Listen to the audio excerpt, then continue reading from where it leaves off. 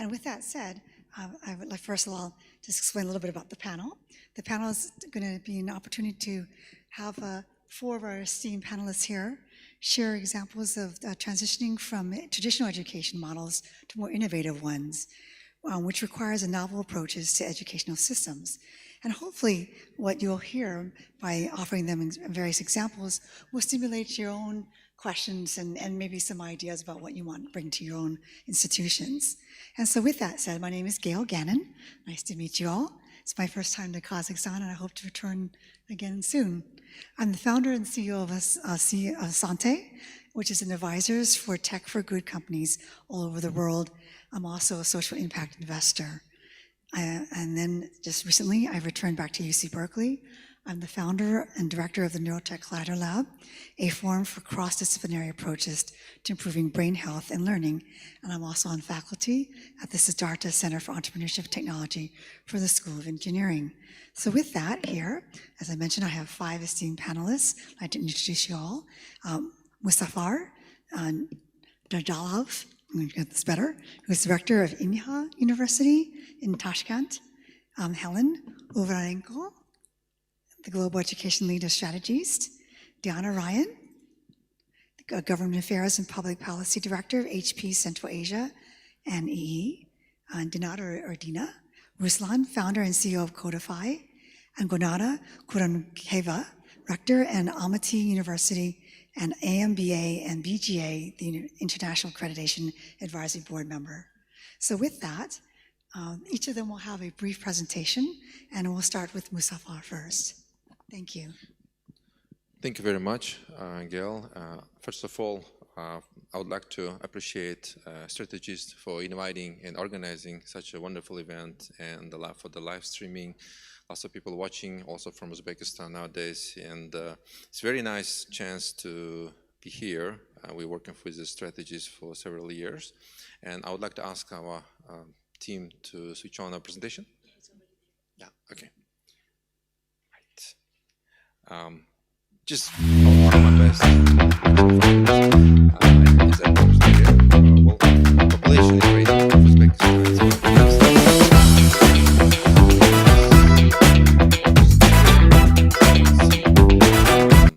By 2040, it's 50 million. So what is good is a very big goal by our government, as it's been presented by the Jahangir, who is the vice director of the IT park, that by 2030 there will be Uzbekistan outsourcing IT export is almost $5 billion US. But as you can see, is only we can reach it by human capital, of course, by only the IT specialists.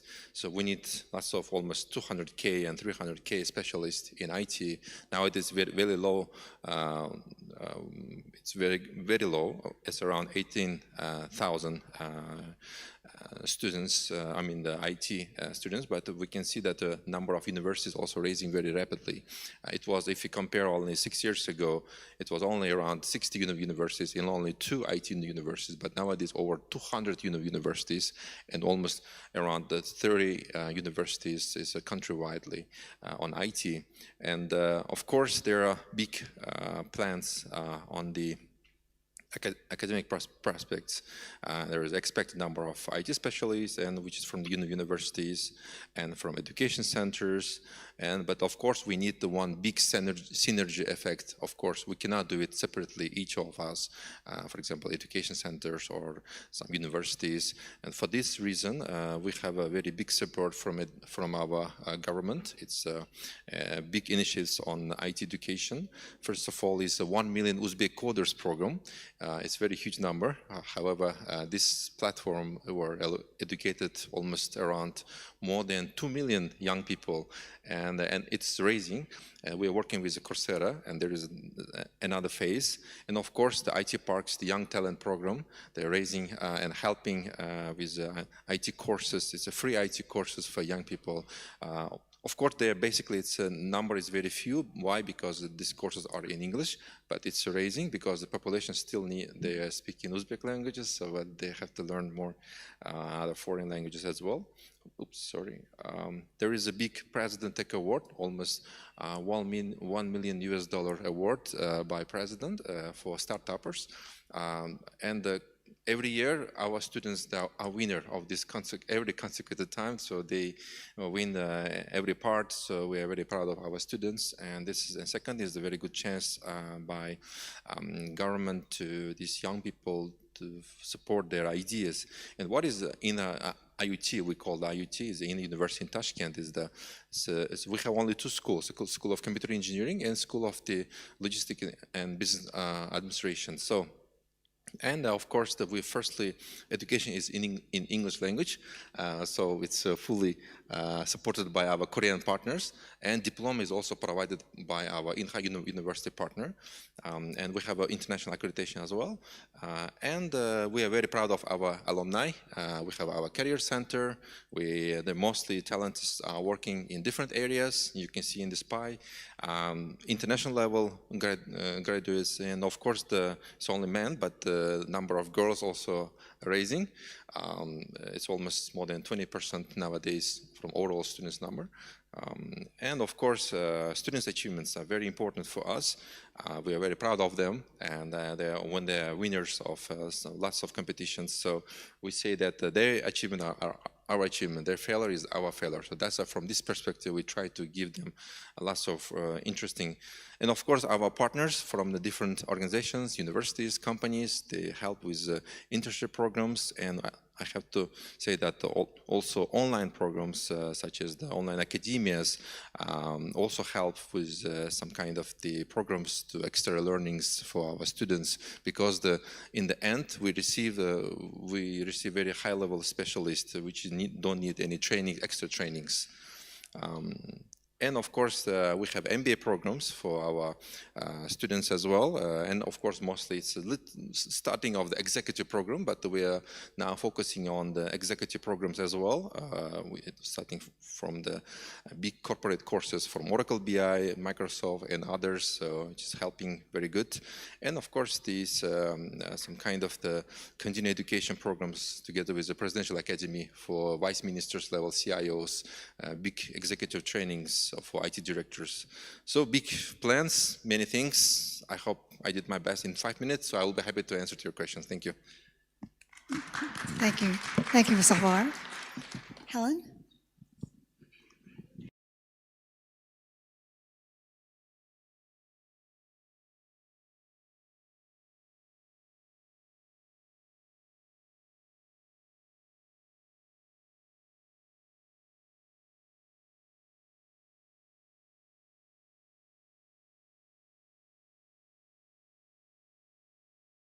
We'll start with my presentation without further ado, because we do have only 5 minutes for a person. So yeah, I would like to talk today, no big surprise, about StrategEast innovative educational initiatives, and I would say that I would only talk about the most recent ones. So yeah, IT Hub Georgia in the current year. Basically, it still is a very big project, and over 400 students passed IT fundamentals course, and moreover, we are expecting up to 200 students to graduate from this program till the end of February of the next year, and also till the end of April of the next year, we are trying to establish as much as possible of employment opportunities for them. So, you know, there are going to be job fairs and career events and, well, basically anything extra on the top. And training provider for this program is Yapam System, and the program itself was launched together with the JIDA in Georgia, and of course, European Bank of Reconstruction and Development. Oh, I'm sorry, this is the wrong slide. Yeah, this one. As for a very similar program that was actually launched simultaneously, it's IT Hub Azerbaijan, and it was launched together with the Center for the Fourth Industrial Revolution in Azerbaijan, and they are our dear partner till the date. And as for Azerbaijan, we had over 120 students to get their IT fundamentals, and we are expecting up to 80 students to graduate also till the end of February next year, and the same thing with the employment opportunities till the April of the 24th.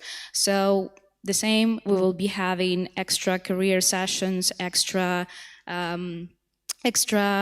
job fairs for them to get employed and to work on the Azerbaijani market, and the same for IT Hub Georgia for the Georgian market, because something that's in our philosophy is, of course, we're trying to prevent the brain drain. And today I heard another funny term that was called brain gain, I believe, from one of the speakers on the other panel. So from now on, I will be calling it a brain gain. And this is something that we are actually trying to establish as a current process, because as also Marvin Liao was saying on the other panel, you should see where the brain goes, and there's the opportunity. And also for both of the projects, we actually were concentrating primarily on regional matters. So, in Azerbaijan, for example, this was a region of Ganja, Nakhichevan Autonomous Republic, Sumgay, Lankaran, Mingachev, Shevran, and for Georgia, it was also, most of them are from regional cities. I mean, the students, it was from Batumi, Kutaisi, Gori, Poti. So yeah, this is something that we're also trying to do, raising awareness and IT literacy all over the country, not only in the capital regions. And as for the motivational checkpoints, once again, job fairs, webinars, and meetups that are, for example, webinars and online session with mentors. They're part of the program since everything is online, since there's joining from the different regions and cities, as I was already saying, and this is very important for us. So we've got everybody covered. As for the other program that was also mentioned today on the other panel with Olga Skorohodova, we have launched 6 weeks ago a Google Developers and StrategEast IT Hub program together in 2 countries, in Uzbekistan and in Kazakhstan, and we had over 1,600 registrations in the program, and the program was marketed to 24 universities in 2 countries, and main 2 streams of IT specializations included cloud and Android development. So this is something that we're also looking forward in doing in other Central Asian countries, because we would like this project to be scaled up, and this is our pilot one. And over 3 months of this education that will be concluded till the end of the current year, we're hoping to get as much statistics as possible to get more universities, like the present ones, to be included in this project next year, maybe in terms of, including the program directly in the schedule, in the curriculum, on different matters like micro-specializations, like maybe some additional extra courses on the top, like credits, anything, we're agile as long as the universities are interested, because we're trying to go into universities where where the talents are nurtured, born, and brought up. And something very new, something that's going to be announced next week, I believe, is our pilot program with Oracle Academy. And we are starting in Ukraine. Our pilot country, we will be having a project into upskilling the professors and faculty staff for them to transfer their information afterwards to students. And how we are doing this, basically, Oracle has already developed a map on how to establish their program into the current curriculums, and this is justified by European qualification framework. So basically, this is like a guideline on how to incorporate Oracle courses into the university hands-on. And you can see from all of the flags over there, Ukraine is a pilot, but we also will be scheduling the program to Caucasus and Central Asia, of course. And I think that I have been able to conclude in 5 minutes. Thank you very much. Okay. Thank you, Helen. Diana? Thank you so much. Thank you. So let me also share with you the presentation from HP. So my name is Dinara, and I do cover the area of government affairs and public policy in HP. I'm based here in Almaty. So very, very pleased to be here today, and also well, huge thanks on behalf of HP to StrategEast for organizing this excellent event, and also to all the fellow panel speakers for being here today, and of course our great moderator, Gail. Thank you for hosting us here today. So let me just say a few words about, hopefully my presentation is there. Yes, it is. So just a few words about HP. So you'll probably know of our company. You, I hope, do use our laptops and printers and lots of other interesting devices and accessories. So we've been here in Central Asia for almost a quarter of a century. And of course, HP is the company that's, well, the motto of which is that one thoughtful idea that can change the world. We believe that education is a fundamental right for every human being. And we're very proud to focus on digital equity as one of our key directions.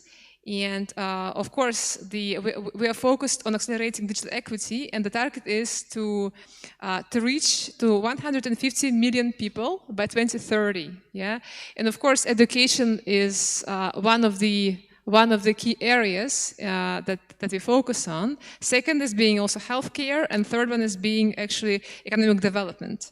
So speaking about education, what we do is that we have HP Foundation, which is the one of the most interesting, I would say, parts of parts of HP, which is focusing actually on helping society, helping our consumers, driving the progress in society.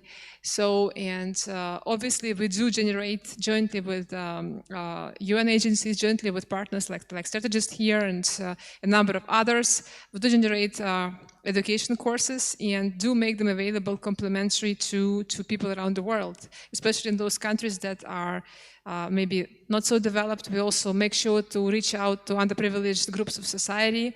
We do focus on women empowerment and a number of other interesting topics. Of course, we believe that being such a, essentially we are the largest world corporation that does manufacture laptops and printers and 3D printers.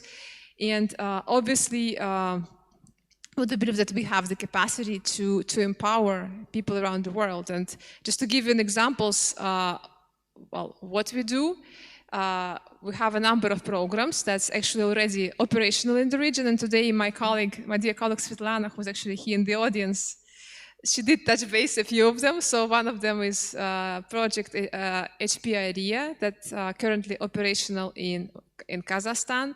And actually a number of other countries. We do plan soon to launch it in Uzbekistan as well. It's aimed at high school teachers, at actually driving their success, motivating them to become successful leaders. Second one is HP Life. It's a special subject for Pride of HP. So it's actually was developed jointly with the UN, UNZP to start with, and it comprises of 33 courses, which are actually capacity building courses, and they're aimed at driving, at educating, essentially students, women, etc., in the basis of entrepreneurship. We do currently have it launched in Kazakhstan, in Turkmenistan, in Batumi University in Georgia as well. It's part of the curriculum. We do hope, we actually did launch it officially in Uzbekistan last week. It will be launched on the basis of IT parks. We also look currently at Azerbaijan and a number of other countries also to launch. So hopefully soon we'll see it, actually launched, maybe also with the help of our dear partners as well in other countries. Our latest but not the least project is HP Garage, which is super cool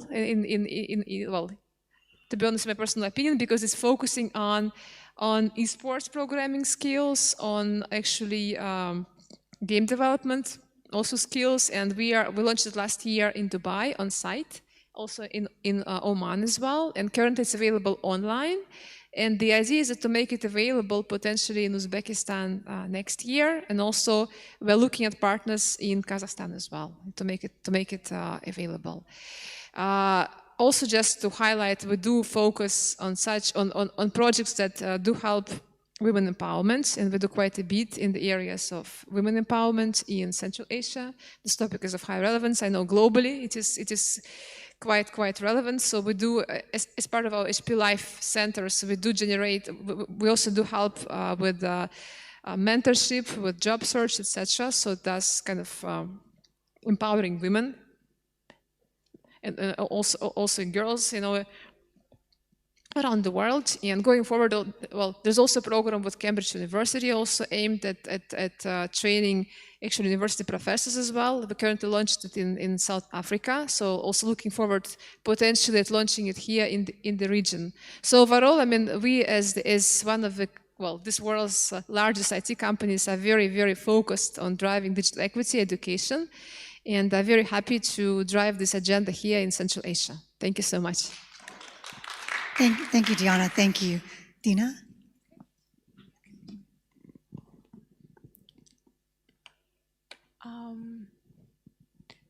We need a mic. I think we do. Okay. Oh, I can take the remote control.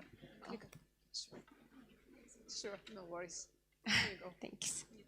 Okay. So I wasn't sure what to pitch like during 5 minutes about like new education, but I decided to just share probably our experience on how we are testing and integrating like different AI tools for the past like 2 years at CODIFY Academy. And I think most kind of an interesting part was to start from the problem. We did a research.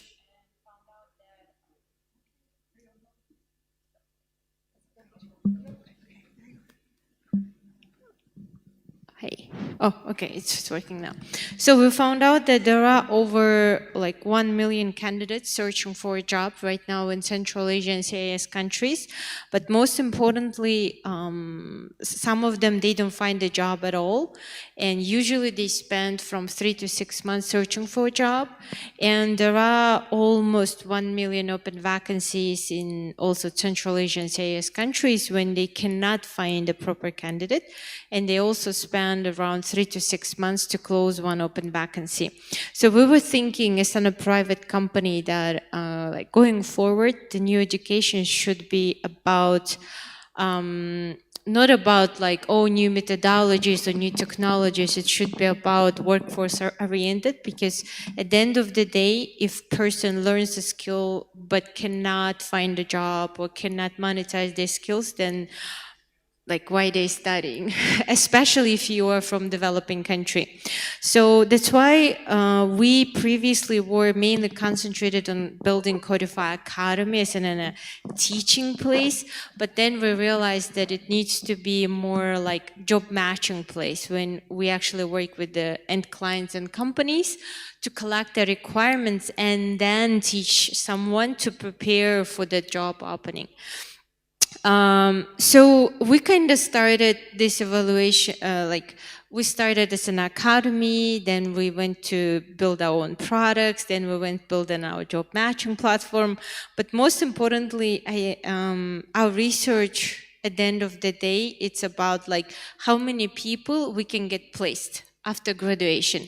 And the success rate of education center and overall education, it's about how many of your graduates actually got a job, and based on the education they received from your university or college or academy or whatever. So long story short, as I mentioned, we started from like CODIFY Academy, then we started building our automation B2B, like CRM LMS systems, so we will be more effective. And then we were like, oh, we need to have our own products and our new tools and AI. But at the end of the day, it's all about job placement, because after like CASDEF and researching, we realized that if we're effective or not effective, it's all about our ratings of people who got a job after graduating. So if we look at that criteria, we then started thinking, okay, how we can automate all those processes? Because at the end of the day, I met with a few teachers and they said, we don't check like homeworks anymore. I'm like, why? And they said, what's the point of testing and checking homework, which was done by AI and ChatGPT? They were like, we're not testing homeworks anymore because it's just worthless. So then we started thinking, okay, if it's not about like assignment testing, then where we can use an AI tool. So we started building like curriculums, programs using ChatGPT. We started using in management. So previously, like in 2022, I had over 40 people in my team. Right now we have 24. So the short answer from private sector, will people lose jobs? Yes. Is there will be elimination of some jobs? Definitely yes. But can we prepare our students for the workforce? Yes. We just need to think on like creative way on how we can prepare them. Like here is a very quick overview on how we prepare like AI-powered courses, AI-driven like materials, and most importantly like assignments. And like recently we came up with the like CODIFY bot, which helps to write a resume and like prepare for an interview. But then at the end of the day, we just settled on the place where we just do recommendation on what type of tools you definitely have to know as a student graduate. But overall, you need to just learn like critical thinking. So we think at CODIFY that new education is no longer about memorizing. It's AI-powered and workforce-oriented. At least that's our experience so far working in Central Asia with, within like education industry. Thank you.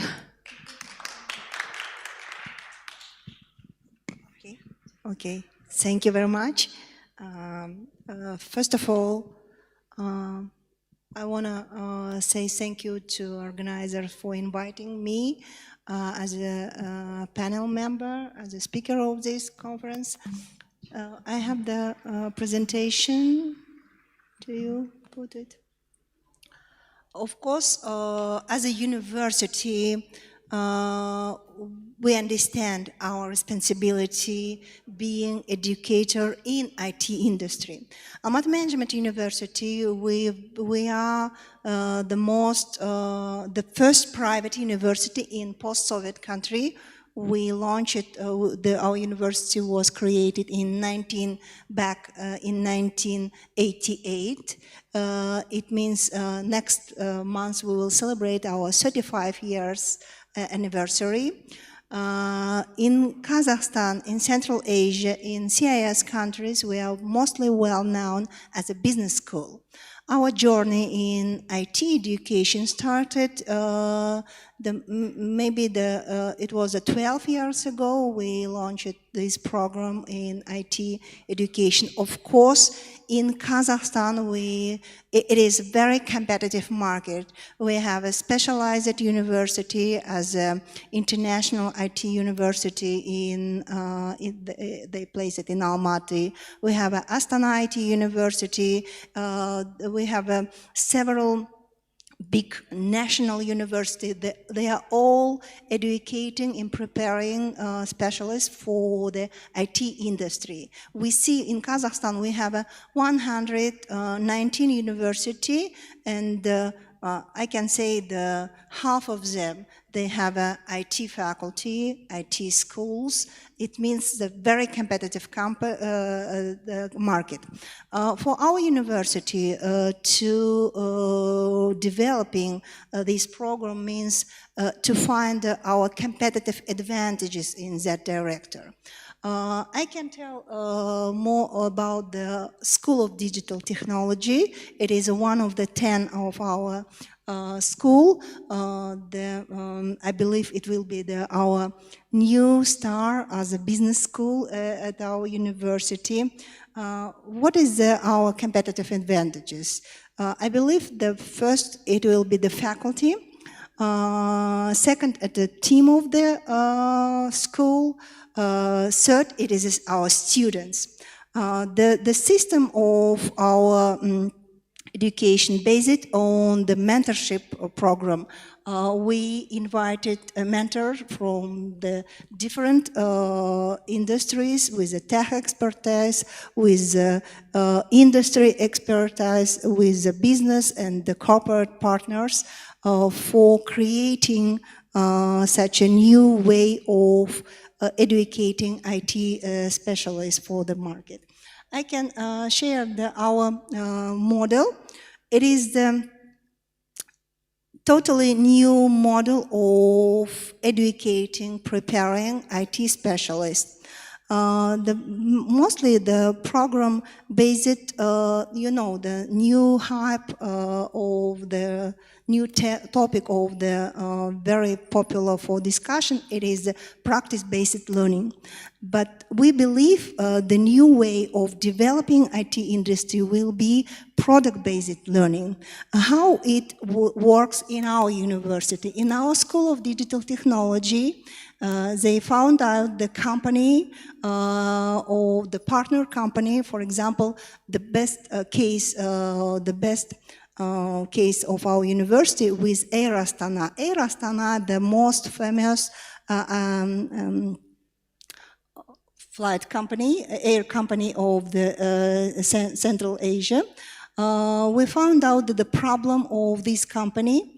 We created the product teams. It is a team of our students.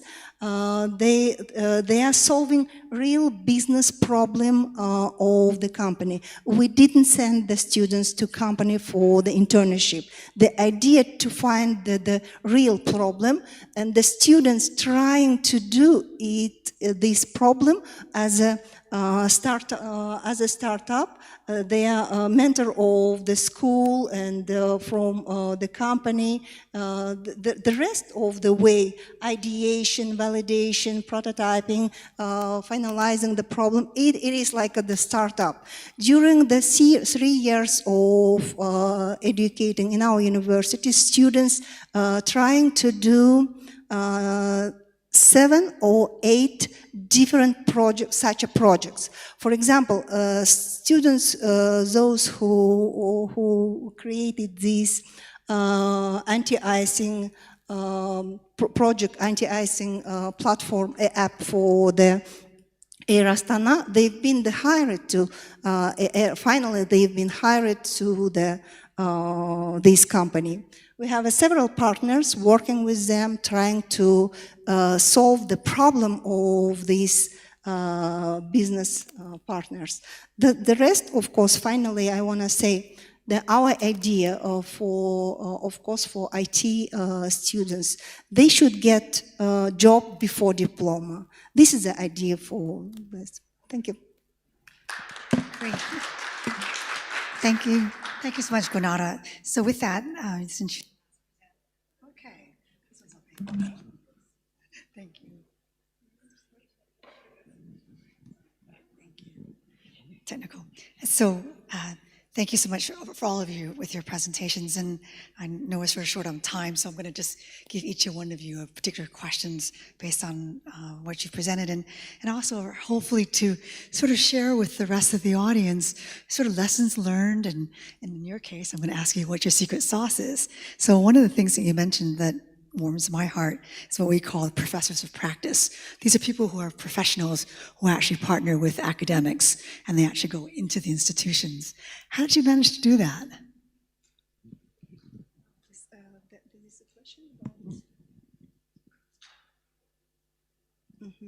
School of Digital. Oh, that's ingredients. Okay. I told about the main secret. It is, well, it might be, oh, sorry. It might be, sound very simple, but we need to work closely with the corporate company, with the industry. It is, I told you, the main competitive advantages of our School of Digital Technology. It is product-based learning. It is a new idea, new new way of prepared our students. What we see, during this program, this course, they have a course startup, IT startups, during 7 semesters with a mentorship of mentors from the industry. During this period, our students, they prepared for future getting the skills of practical works with a product. They study critical thinking, creative thinking, teamwork, problem-solving skills, communication with company. We have some fail, but anyway, for even that fail with working with the company, real business, sometimes gives more experience to students. Sure. Okay, thank you, Gulnara. So I'm going to go across the room there. Muzaffar, I was wondering if you could elaborate. I understand that you're going to be developing some partnerships with Udacity and Coursera, and I was just curious on how you think that's going to enhance entrepreneurship training. Well, thank you very much for your question. Of course, it's very difficult to change the current curriculum because we are accredited by our Korean Ministry of Education, because they were strictly working with the Korean international standards. However, we do provide some extra courses to our students in order to receive, to maybe skill up them with some extra skills. And of course, in this case, maybe Coursera and other courses, for example, some partners, they really help to promote and really help to enhance their programs, such as also with our StrategEast partner, they are helping with together with Google, they are providing some very good educational programs. However, maybe we have to think about motivational part, how we can motivate them properly. I was going to ask about the incentives. How do you align the incentives around that? And of course, students understand that in order to be a good specialist, yes, of course, they need the hard skills, but also the soft skills are very important. Of course, some experience, and the most important is some certificates that they will have some kind of, for example, in order to go to work, for example, there was a question from one candidate several hours before that they graduated some very good program, but cannot find a job. Of course, in this case, they need some kind of more practice, more kind of internships. So in this case, our partners also help with internship programs, guest lectures, inside tours, and this kind of things really help to our students. For example, also companies come to our university to open some labs. It's very good, for example, some in finance technology or cybersecurity. It doesn't matter. What's it depending on the student's interest.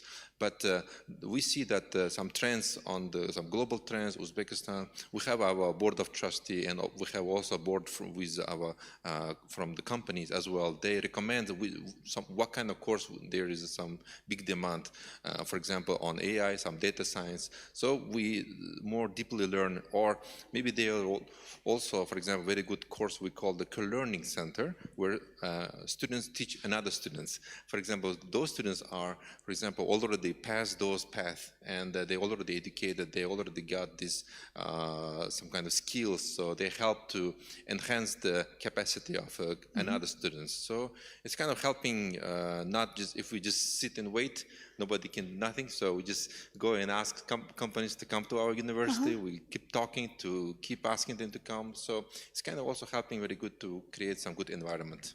Thank you, that's really helpful. I'm just going to switch that. So you talked about accelerated learning, and so I'm going to pass it on to Dina. Dina, I'm curious, you developed this interesting platform for both a way to drive earning potentials and job matching, as well as satisfy some of the corporate needs.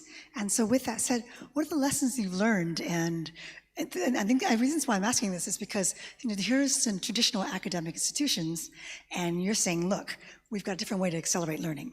So how do you help mitigate that gap? Oh, yeah.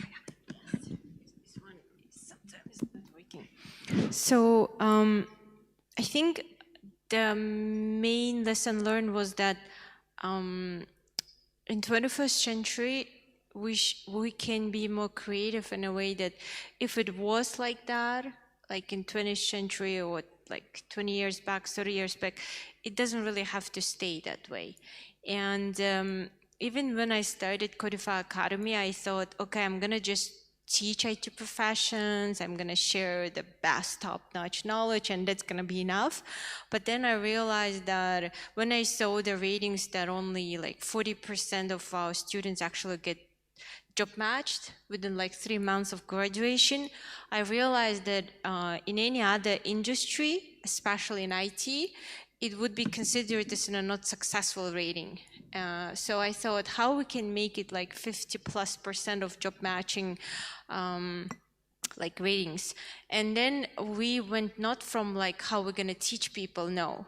We started positioning our programs, and our goal is not how we're going to place these people and how much they're going to get paid, and most importantly, which problem are we solving?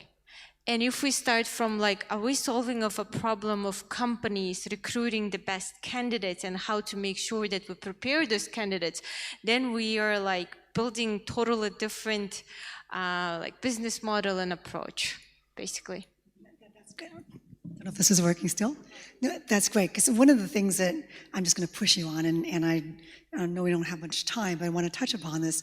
We're now in the stage of what we call the knowledge economy, but I'm going to ask you to think about it in terms of thinking about it in terms of brain economy. And how do you develop an institution, a setting, an ecosystem that fosters creativity and innovation that goes beyond? So now that we have the tools and the opportunities to leverage the different kinds of technologies, how do we go about in cross-fertilization? How do we break those kinds of institutional silos? So with that, I'm going to pass it on to Helen. Helen, I'm just curious, you've developed some very strong partnerships with EPAM, Google, and Oracle. They're not small. I'm sorry, I couldn't hear. You've developed some relationships with EPAM, Google, and Oracle. Yeah, They're absolutely, multinationals. sure. And if you could just give me a brief answer, I was just curious, did they come to you, or did you go to them? Understood.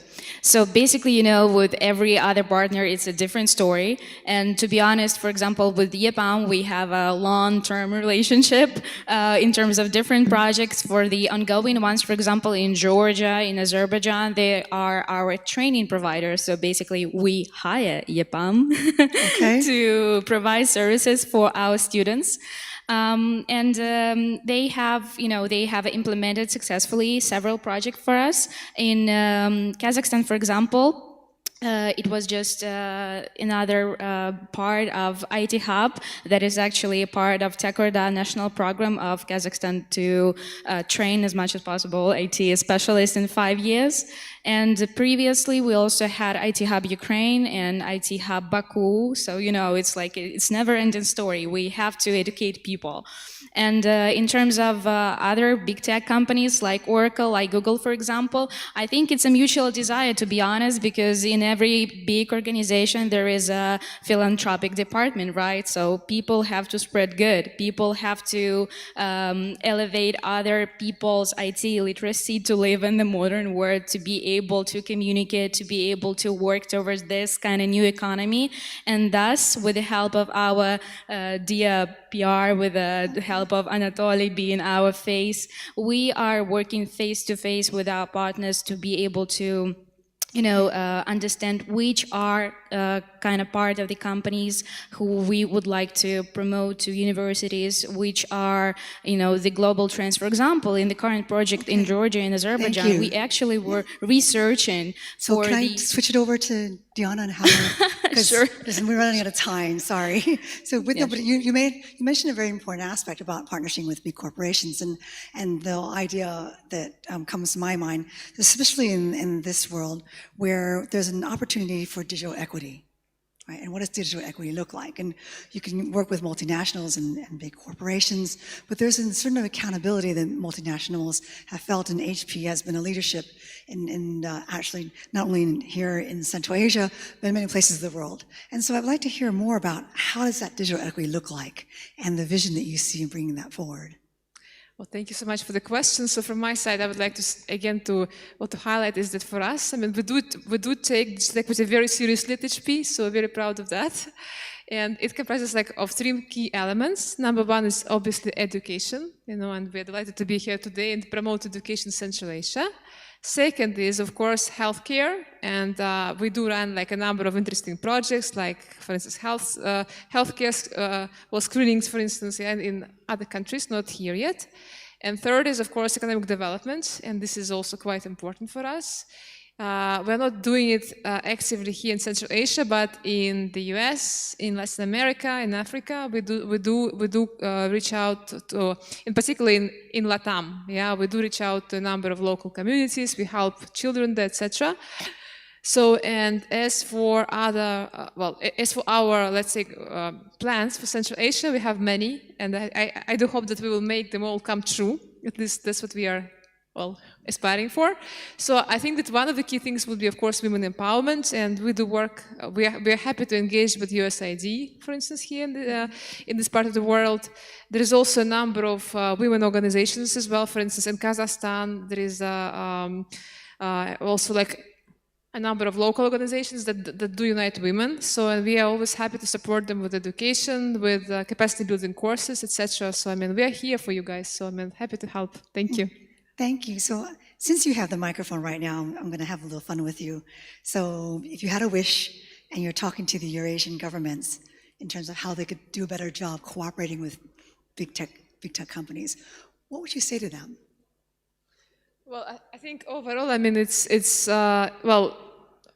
think that this kind of interaction between the academic institutions and big tech companies, I think it should be a win-win, in the end of the day. Yeah, and I think that as many of my colleagues today, I mean, did mention is that it's all about driving good things for people, making this actually world a better place.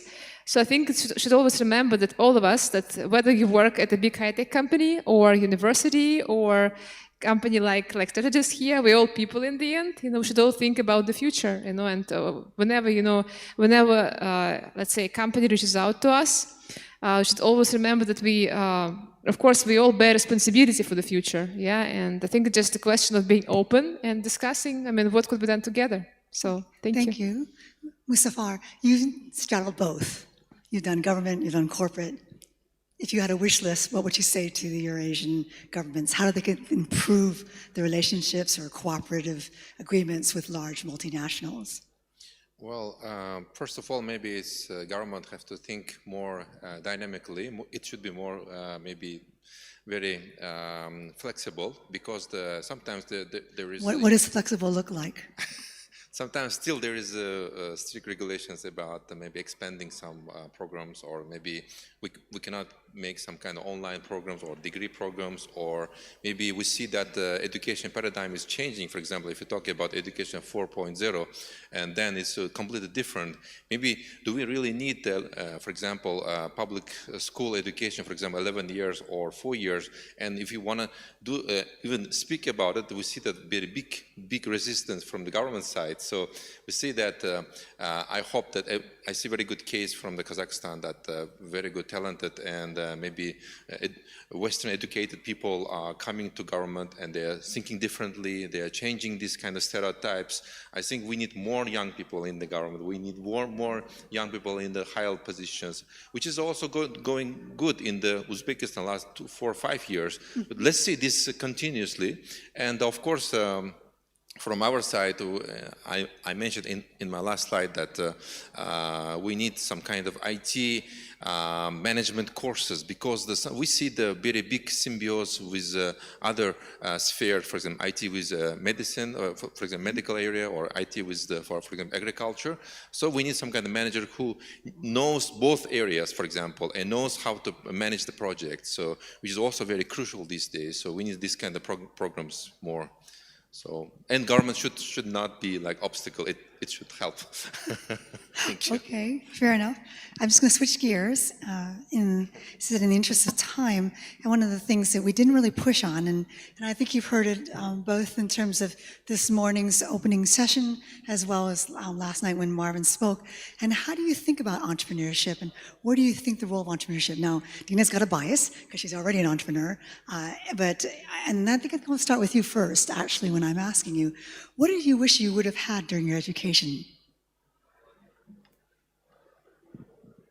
So probably one of the core missing components when I started my journey as a startup founder was that I had no idea on investment, finance, accounting, and how to actually do like this balance sheet of my company, how to prepare salaries, pay taxes. and how to manage on a financial level my company, because I'm a technical specialist. I have 2 diplomas. One of them is the master's on management of IT projects, but I always was on a technical side, and it never occurred to me that as a founder, you will spend up to 50% of your time on taxes, regulations, and how to not get, in trouble with the government, and doing business with several countries, and how to do this agreements, and so on and so forth. And the second most component is actually prepared to spend like 80% of your time on like communication, because we spend so much time, 2 university times, to learn hard skills, but at the end of the day, I used only like up to 20% of them. But most of my time, it's about communication, networking, pitching, selling, like making deals, and I think that's the core, especially if you're going to the like private sector. That's great. So with that, I'm going to turn it back to you, Gulnara. There's this discussion, and people have had this tension around this in some ways, some about STEM versus STEAM. And I'm going to ask you what your thoughts are, because we have not had as much emphasis, we've been very IT-centric, about the idea and values of both behavioral and social sciences, the arts, and again, well spoken about how the value of communication is just exemplary with entrepreneurship. Tell me what your thoughts are, and if you were to change the way curriculums are structured, and you are, what would that look like for people in the 23rd century? How to change the academic curriculum, it's about this. I think that the education is all about the future. We are preparing not for today's, we are preparing for the future. It means our curriculum should be focused on the future skills, future practice of students, future challenge of the students. In our university, according to the strategy, we decided that in 2030, every program should be interdisciplinary. The interdisciplinarity, this is a new way of develop education in the next 20, 50 years, because we see it's not enough to prepare finance specialists. It should be the mix something with finance plus IT, or marketing plus data analysis. In this year, we already launched such a program, digital marketing plus data analysis and AI. And we see this is a way to develop all of the curriculum via this interdisciplinarity of the program. Thank you, that's wonderful. So I think I'm being mindful of time. Have we reached time? So first of all, I want to thank my esteemed panelists. Thank you so much for your both the presentation as well as the questions. Thank you all.